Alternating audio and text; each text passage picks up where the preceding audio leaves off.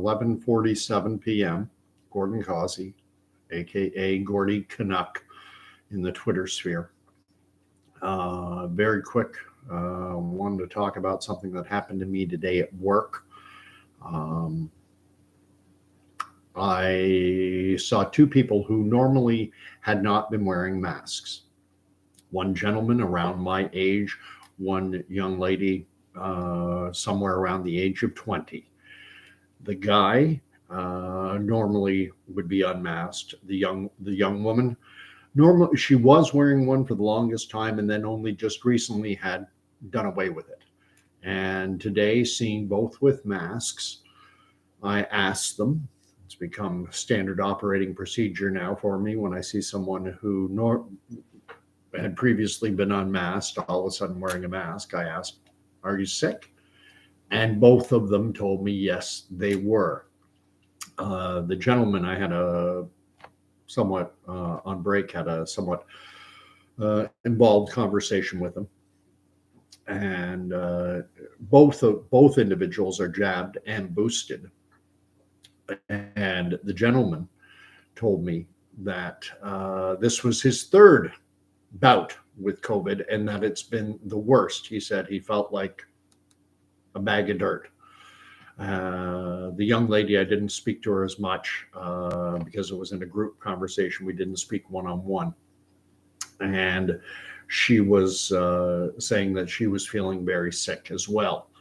But they're both at work. And I personally, I'm fine with that. And I think they know that I'm a safe person to reveal it to. Interestingly, when the young woman revealed it in our little group, it was myself and two other coworkers and this young woman. So there were 4 of us in total. And as it turned out, the 3, myself, another woman, another guy, we're 3 unjabbed people. And the young woman who's sick with COVID is jabbed. I should emphasize that in both cases, I asked, how do you know it's COVID? They both said they tested positive. And I asked rapid tests, and they said yes, because I view those rapid tests as being incredibly unreliable, as well as the PCR test can give off false positives like crazy. I consider it entirely possible, in my non-expert view, that it could be a cold, which is a coronavirus, or it could be a cold mixed with flu or RSV or some other bug floating around. Let's face it, it's wintertime or coming up to wintertime, and the viruses float. They go around. But the point of this video is why I believe it's vitally important for the unjabbed to be forthcoming about their status. In Canada, I know that being unjabbed, just about everyone I know is jabbed. It's all around me. And a lot of people will tell me I had no choice. That's the phrase they'll use. Well, I had no choice. My employer required it. I needed to take my son to hockey. I'm going on vacation and I needed to get on a plane. I had no choice. Of course, I would submit that they did have a choice, and they simply valued certain things more than other. And the toughest choice to make is with respect, in my opinion, to employment. Being told you're going to lose your job if you don't take the jab, that's a choice that I had to confront. Obviously, I've found alternate employment. It's not as remunerative as my previous, but that was my choice. Bodily autonomy was worth that to me. Not taking a jab that had not gone through the proper development process was a non-starter with me. The reason I think it's so important is because to share your unvaxxed status is because the narrative that has been played out for months now, over a year, is that the unvaxxed, that we're all going to be getting horribly sick and dying. And we've seen media reports, we've seen how the media misrepresents, sensationalizes, and even outright lies to the consumers of the news. And without anything to confront that misinformation that mainstream media has put out, people buy the narrative. And we all saw what happened when the shots rolled out. This idea, I understand this reluctance to share private medical information. I get that. That ship has sailed. It's it's left port and it's out on the ocean. We had people with wearing T-shirts, wearing stickers and badges. We in my town, and I know this isn't unique. There were lawn signs that had, people could announce, like a political affiliation. I got the shot. And so the perception is there is a herd mentality to society at large. People do not like to swim against the stream. And so the perception out there is that everyone's getting the shot and everyone who isn't is getting horribly sick and dying. I just Googled up an old news story from September of last year. And it was reported by CBC News, and the headline was, "I'm going to die, aren't I? Saskatchewan's unvaccinated express regret about not getting COVID-19 jab." And it says, Dr. Alex Wong shares horrifying reality of those inside Saskatchewan ICUs. This is what I refer to as news without context. As Saskatchewan makes its way through its fourth wave of COVID-19, remember this is September of last year, healthcare workers across the province are sharing their difficult experiences continuing to treat those suffering from the virus. Dr. Alex Wong, an infectious disease doctor at Regina General Hospital, is one of the workers who has taken to social media to give the public a glimpse of the reality inside the province's ICUs. Wong said he's heard dying patients express regret about not getting a COVID-19 vaccine dose when they had a chance. He used an example of one man who was unvaccinated. "I should have had my shots. My wife had hers. She kept telling me to get mine. I'm going to die, aren't I?" Wong recalled the man saying. The man was able to speak with his family one last time before he was taken to the ICU to be intubated, a procedure to assist someone when they are no longer able to breathe on their own. He, quote, "he told them how sorry he was over and over again," Wong said. "And unfortunately, 3 days later, he died alone." Emotive story meant to drive an emotional response, because human beings, at the end of the day, we're emotional creatures. We're not rational. We're emotional. And hence why I throw on that, I'm reading it the way I imagine that the writer of the story and this Dr. Wong are trying to put it across with an emotional tone. But the thing is, context matters. He gives a specific example of an individual who reportedly regretted getting the shots, but he doesn't give any context. He doesn't tell us anything. Is this guy 80, 90? Does he suffer from emphysema, COPD? Does he have cardiovascular and circulatory issues? No context whatsoever. I imagine, I can't help but speculate, that if this was a young 20, 30-year-old, Olympic athlete, that would be front and center. But no, just simple, fact, simple, 100 miles up, scaring the bejeebers out of everyone into compliance, into getting the shots. And here are some simple numbers. And again, I'm relying on CBC, dangerous, I know, reporting. and I should have queued it up beforehand. This is a CBC News article. I believe I've linked it below. And this is from very recent. This is was written October 18th, so 2 days ago. So you're not going to get much more current than that. According to government data, 80.3% of people in Canada have had 2 doses. Just 49.6% of the population has had a 3rd shot. And I would, a 3rd, and then some of those will have had 4th and 5th doses already. Break those numbers down, though. I'm going to go out using 80%. That would mean 20% of the Canadian population has refused or has not been jabbed. That's 7.6 million Canadians. And for, if anyone's watching this who's an American, your stats are even lower than Canada. I think the United States is somewhere around 70%. So, and so you got 30% or more of a population of 335 million. There are somewhere in and around 100 million Americans who have declined the shots completely.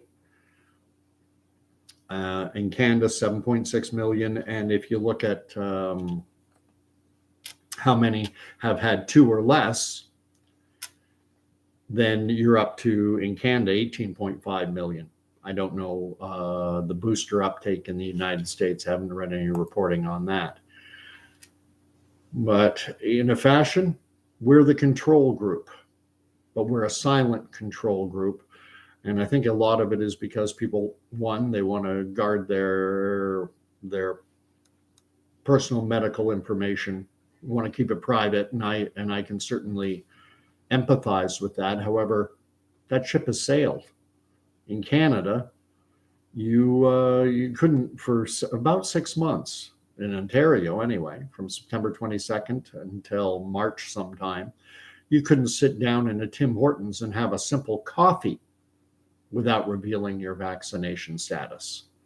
So this idea of vaccination status being private, it should always have been, but I do believe there are still employers in this country who are mandating that their employees be fully jabbed, and in some cases even boosted with a non-vaccinating vaccine. And I use that term, non-vaccinating vaccine, because vaccine by definition is supposed to confer immunity, break through infections where a vaccinated person gets infected with the virus they were vaccinated against.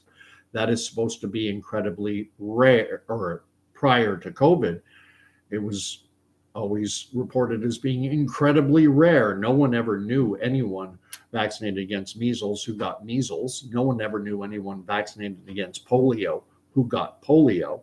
And yet everyone knows dozens, if not more, people fully vaxxed and boosted, sometimes more than once, who have gotten COVID repeatedly. And effective? That's effective. By that measure, Canada's Prime Minister Justin Trudeau is an incredibly effective political leader. And if they're wrong about efficacy, if they're wrong about effective, we all know the branding statement, the COVID vaccines are proven to be safe and effective. Really? If this is your idea of effective. So I've almost thought that it would be worthwhile if Canadians who've refused or declined, I know language is important. I've been taken to task by some in social media circles over my use of the word refusal. I'm not refusing. I should, that's a very pejorative, very heavy-handed term. But stick whatever label, refused, declined, said no. I've thought that we should get T-shirts that say I have not, with not underlined, and but I have capital NOT, underlined in bold print. I have not had the shot. As a counterbalance to the, the lawn signs that said, I got the shot. And because as I was saying, we are the control group. But if we're a silent control group, and if no one knows anyone, and I know that at my workplace, the individuals who share with me the fact that they're unjabbed, they don't mind sharing it with me because I'm open about it. But I think there's a reticence among the unjabbed to be public about it. And I'm not talking about social media. Social media is full of typeboard, keypad warriors who are, and everyone's like that. I'm like that. Everyone is a little more bold, at least a little more bold online than they are in face-to-face interactions, especially with people you don't know. And I don't, my coworkers, I don't know them personally. I don't know them intimately. I wouldn't refer to them as friends. We are friendly. But with this gentleman, I said, why did you get it? And a booster? And he said, well, and I said, and most people are not aware of the normal process that pharmaceutical products are supposed to go through. And there's another lie. There's more misinformation that gets shared by mainstream media outlets and government officials. They will say that the COVID vaccines were not rushed. I'm going to say it. Bullshit. A 10-year process is what it normally takes to get an approved vaccine. Why? Well, first there's years of preclinical study that takes place in labs. And then after a product is finally identified, then after all that lab work, then there are animal studies, and those take months, if not years. And then after those studies are done and you're ready to move into human trials, then there are 3 of them, 1, 2, 3, separate. Phase 1, phase 2, phase 3. Phase 1, safety. That it takes place separately. It's a single trial, a few dozen people typically, not just one single trial. So you can't say that they were not rushed. Instead of doing 3 separate, meticulous, painstaking trials, Pfizer, Moderna, and I'm not sure of the others, but I know with Pfizer and Moderna, with both of those, it was one single trial. And they can label it phase 1, 2, 3 concurrent if they like, and they have, but that doesn't make it 3 separate trials. That doesn't make it a phase 1, phase 2, phase 3. You don't study arithmetic, functions and relations, and trigonometry all at the same time. So if you're in grade 1 or 2, you don't all of a sudden, or 3, they don't teach you arithmetic, trig, and functions all at the same time. First, you learn arithmetic. Then you move on to algebra. Then you move on to trig. Then you move on to functions and relation. It's a building process. Same thing with the clinical trial process. Phase 1 is safety. Phase 2 is efficacy. And then phase 3 is a large trial. In the case of a vaccine that's going to be widely dispersed, tens of thousands of people. They skipped. They fast-tracked. They went at warp speed. And that's why when it was first, Israel had one of the highest, they were kind of ahead of the curve, so to speak. And we saw the reporting of the breakthrough infections. And first they were rare and they became more and more and more common. We knew then it wasn't effective. And the question you have to ask, if they were wrong on efficacy, if they were wrong about it being safe, or rather, if they were wrong about it being effective, then they can be wrong about it being safe as well. And what people need to see is they need to know who among them, their coworkers, their friends, their acquaintances, their family members, they need to know who are the unjabbed. And takes a certain, it'll also be a boost to the 7.6 million Canadians and the 100 or so million Americans to know that we're part of a large group, because we're taking a chance. We're not putting our blind faith, hope, and trust in the pharmaceutical industry and in our government health officials. And that takes cojones, because it's easy to default and just say, well, they told me to do it. It takes a certain degree of wherewithal to say, you know what? And I could go on about, talked about this story out of Saskatchewan from a year ago with this doctor sharing the experience of an anonymous individual with no context, no detail, nothing beyond the fact that a person who decided against the jabs died. And I'm sure that's happened. 800 people in Canada die each and every day. But I had someone put up a comment, I think it was on one of my last videos, that would you ramble on too much, just get to the point. And I'm one of those types of individuals that if you ask me for the time, I'm going to build you a watch. I am verbose, I am long-winded, loquacious, so I apologize, but it's the way I'm built. So anyway, I hope you liked it. I see I've got one thumbs up already. No one's commenting, but if you like it, the thumbs up, yeah, I do like them. Who doesn't? And if you want to throw up a comment, even if it's negative, that's cool. And if you want to subscribe. I haven't done one of these for a couple days, but seem to be doing one every day or two, because something is always coming up. There's something coming up that someone shared with me, but I haven't confirmed it yet. And what they shared based on data they've seen from graphs, and I'm waiting to confirm this, is that the World Health Organization data collected showed that within the last 24 hours or so, that there's been the biggest ever spike in monkeypox. And I've basically forgotten about monkeypox. I figured it was it ended up being the mouse that roared.